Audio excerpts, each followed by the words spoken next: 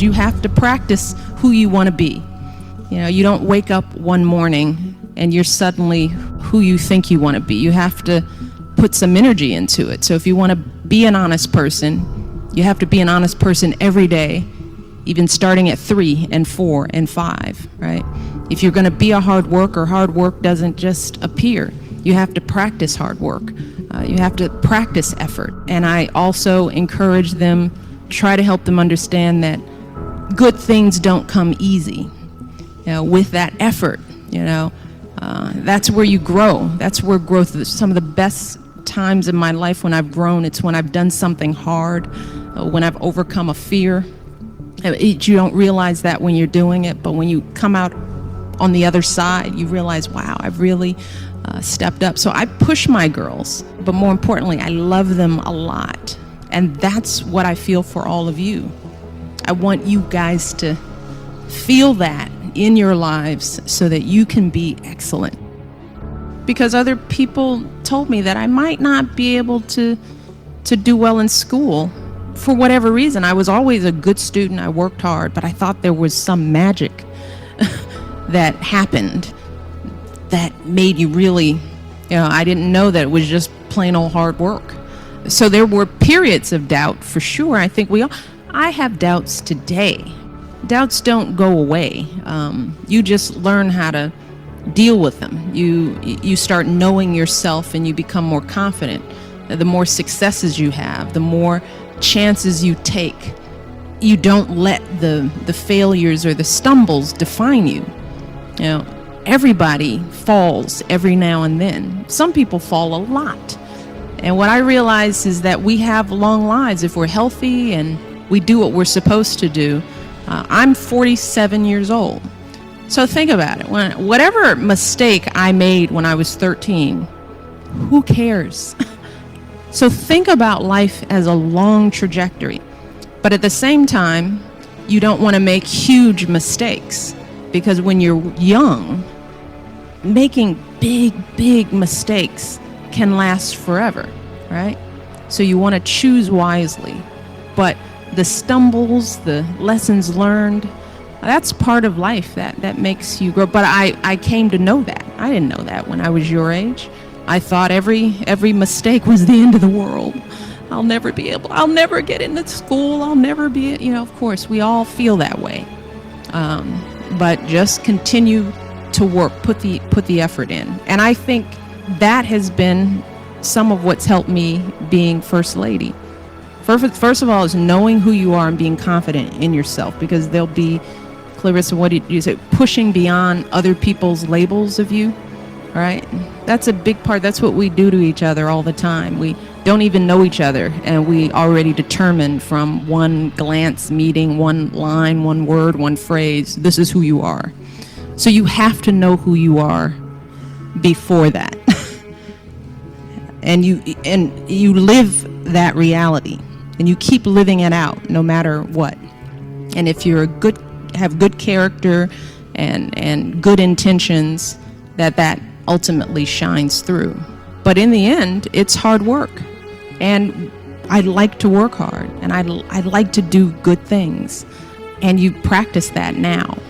And believe it or not, I didn't know it. It prepared me to be the First Lady of the United States. I didn't know. I guess I'm doing okay. But you know what? Every day we just get up and keep doing what we think is the right thing. Read, write, read. If the president were here, one of his greatest strengths is reading. That's one of the reasons why he's a good communicator, why he's such a good writer. He's a voracious reader. So we're trying to get our girls, no matter what, to love reading and to challenge themselves with what they read, not just read the gossip books, but push themselves beyond and do things that maybe they wouldn't do. So I would encourage you all to read. Just keep reading. And writing is another skill. It's practice. The more you write, the better you get. Drafts. Our kids are learning. The first draft means nothing.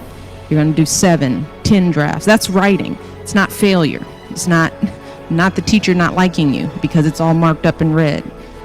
When you get to be a good writer, you mark your own stuff in red, and you rewrite, and you rewrite, and you rewrite. That's what writing is. And if you come out with those skills, and then you're confident, and you can articulate, and you can stand up straight and look anybody in the eye and say, this is who I am, it's a pleasure to meet you.